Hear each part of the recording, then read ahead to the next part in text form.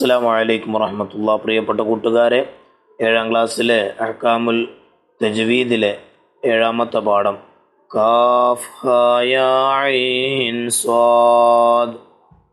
ബിസ്മില്ലാഹിർ റഹ്മാനിർ റഹീം.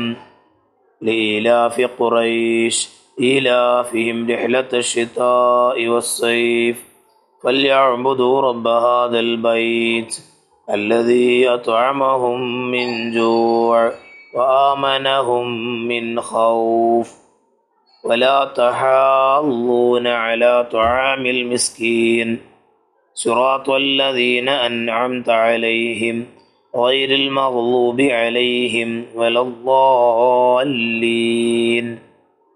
ياسين والقرآن الحكيم إنك لمن المرسلين. സൂറത്ത് ഖുറൈശ് ഉസ്താദ് ഭംഗിയായി ഓതി. തുടർന്ന് കുട്ടികൾ മൗനമായി ഓതി. മുത്തസിലും മുൻഫസിലുമായ മദ്ദുകൾ അവർ കണ്ടെത്തി. നമുക്ക് അൽ മദ്ദുൽ ഫർഇയിൽ നിന്ന് ബാക്കിയുള്ളവ കൂടി കണ്ടെത്താം. നേരത്തെ തയ്യാർ ചെയ്ത ചാർട്ട് ബോർഡിൽ തൂക്കി ഉസ്താദ് പറഞ്ഞു. തഹാല്ലൂന വലല്ലാലീൻ യാസീൻ അൽ മിസ്കീൻ അൽ മുർസലീൻ അൽ ഹക്കീം ഖുറൈശ് വസ്സൈഫ് ഖൗഫ്. ഒന്നാം കോളം ശ്രദ്ധിച്ചു നോക്കൂ. മദ്ദക്ഷരത്തിനു ശേഷം സ്ഥിരമായ സുക്കൂൻ വന്നിട്ടുണ്ട്. ഇങ്ങനെ മദ്ദക്ഷരത്തിൻ്റെയോ ലീനക്ഷരമായ വാവ് യാ എന്നിവയുടെ ശേഷം അതേ കലിമത്തിൽ സ്ഥിരമായ സുക്കൂൻ വന്നതിനാലുണ്ടാകുന്ന മദ്ദിന് അൽ മദ്ദുൽ ലാസിം എന്നാണ് പേര്. നൂൻ, യാസീൻ പോലെ ഹർഫുകളിൽ വരുമ്പോൾ അൽ മദ്ദുൽ ലാസിമുൽ ഹർഫി എന്നും അൽ ഹാഖത്തു വലല്ലാലീൻ പോലെ കലിമത്തുകളിൽ വരുമ്പോൾ അൽ മദ്ദുൽ ലാസിമുൽ കലിമി എന്നും പറയുന്നു. രണ്ടാം കോളത്തിലേക്ക് നോക്കൂ. മദ്ദക്ഷരത്തിനു ശേഷമുള്ള അക്ഷരത്തിൽ നാം വഖഫ് ചെയ്തപ്പോൾ സുക്കൂൻ നൽകി ചേർത്തി ഓതിയിരുന്നെങ്കിൽ സുക്കൂനാവുമായിരുന്നില്ല. ഇങ്ങനെ വഖഫിൻ്റെ കാരണത്താൽ സുക്കൂൻ നൽകി മദ്ദക്ഷരത്തെ കൂടുതൽ നീട്ടുന്നതിന് അൽ മദ്ദുൽ ആരിദ് എന്ന് പറയുന്നു. മറ്റു ചില ഉദാഹരണങ്ങൾ കൂടി കാണൂ. മാലികി യൗമിദ്ദീൻ, അല്ലമൽ ഖുർആൻ, ഹും ഫീഹാ ഖാലിദൂൻ. മൂന്നാം കോളത്തിൽ ലീനക്ഷരത്തിനു ശേഷം ആരിദായ സുക്കൂൻ വന്നതിനാൽ അല്പം കൂടുതൽ നീട്ടിയാണ് ഓതിയത്. ഇതിന് അൽ മദ്ദുല്ലീൻ എന്നാണ് പേര്. മദ്ദുല്ലീനിന് മറ്റു ചില ഉദാഹരണങ്ങൾ കൂടി കാണാം.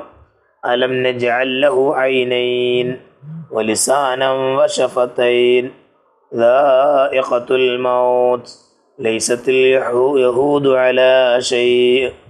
അൽ മദ്ദുൽ ലാസിം 3 അലിഫ് 6 ഹർക്കത്ത് ദൈർഘ്യം വേണമെന്നത് നിർബന്ധമാണ്. അൽ മദ്ദുൽ ആരിദ് 3 അലിഫ് വരെ നീട്ടലാണ് നല്ലത്. മദ്ദുല്ലീൻ 3 അലിഫ് നീട്ടാമെങ്കിലും 1 അലിഫ് മാത്രം നീട്ടലാണ് ഉത്തമം. ഇനി അവിടെ അൽ ഖിറാഅത്ത് വൽ ഹിഫ്ള് കാണാം. ഓതാനും കാണാതെ പഠിക്കാനുമുള്ളത്. നഖറു സൂറത്ത് ആലി ഇമ്രാൻ 53 മുതൽ 121 വരെ. വനക്തശ്മുൽ മദ്ദൽ അസ്ലിയ വൽ ഫറയ്യ, മദ്ദ് അസ്ലി ഫറയ്യൊക്കെ അതിൽ നിന്ന് വ്യക്തമാക്കുക. 2 നഹ്ഫളു സൂറത്ത് യാസീൻ 45 മുതൽ 52 വരെ. വാഖിയ 43 മുതൽ 50 വരെ. അത് കാണാതെ പഠിക്കുകയും വേണം. ഇനി അതിൻ്റെ വർക്ക് ബുക്ക് നമുക്ക് നോക്കാം. അദ്ദർസു സാബിഅ കാഫ് ഹാ യാ ഐൻ സ്വാദ്. നസ്ല് ചേരുമ്പടി ചേർക്കുക. അവിടെ കാണാം അൽ മദ്ദുൽ മുത്തസിൽ, അത് നമുക്ക് കാണാം ഡി ആണ് അതിന് ഉത്തരം, ദാത്ത ലഹബിൻ. ഇനി അൽ മദ്ദുൽ ലാസിം, അത് സി ആണ് ഉത്തരം, ദാബത്തുൽ അർള്. 3 അൽ മദ്ദുൽ ആരിദ്, ഇ ആണ് അതിൻ്റെ ഉത്തരം, അൽ മിസ്കീൻ. മദ്ദുൽ ലീൻ, എ ആണ് ഉത്തരം, വസ്വൈഫ്.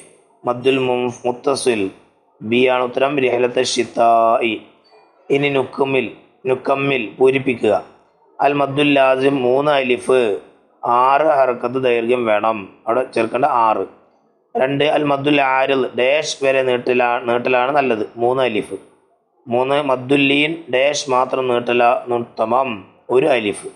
ഇനി മൂന്നാമത്തെ വർക്ക് കാണാം. നുജീബ്, ഉത്തരം എഴുതുക. അൽ മദ്ദുൽ ലാസിം എന്നാൽ എന്ത്? മദ്ദക്ഷരത്തിൻ്റെയോ ലീനക്ഷരമായ വാവ് യാ എന്നിവയുടെ ശേഷം അതേ കലിമത്തിൽ സ്ഥിരമായ സുക്കൂൻ വന്നതിനാലുണ്ടാകുന്ന മദ്ദിനെ അൽ മദ്ദുൽ ലാസിം എന്ന് പറയുന്നു. ഇനി അടുത്തത് കാണാം. അൽ മദ്ദുൽ ആരിദ് എന്നാൽ എന്ത്? വഖഫിൻ്റെ കാരണത്താൽ സുക്കൂൻ നൽകി മദ്ദക്ഷരത്തെ കൂടുതൽ നീട്ടുന്നതിനെ മദ്ദുൽ ആരിദ് എന്ന് പറയുന്നു.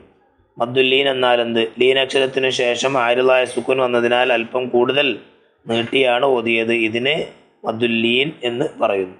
ഇനി ലീനക്ഷരങ്ങൾ ഏവ? വാവ്, യാവ്. ഇനി അവിടെ നാലാമത്തെ വർക്ക് കാണാം, തഖ്സീസ്. നഖറു സൂറത്തുൽ ഖദർ വനക്തശിഫു മിൻഹാ അൽ മദ്ദൽ അസ്ലിയ വൽ ഫറയ്യ. സൂറത്തുൽ ഖദർ നിങ്ങൾ ഓതുക, അതിൽ നിന്ന് മദ്ദ് അസ്ലിയെയും ഫറയ്യനെയും വേർതിരിക്കുക. ബിസ്മില്ലാഹിർ റഹ്മാനിർ റഹീം.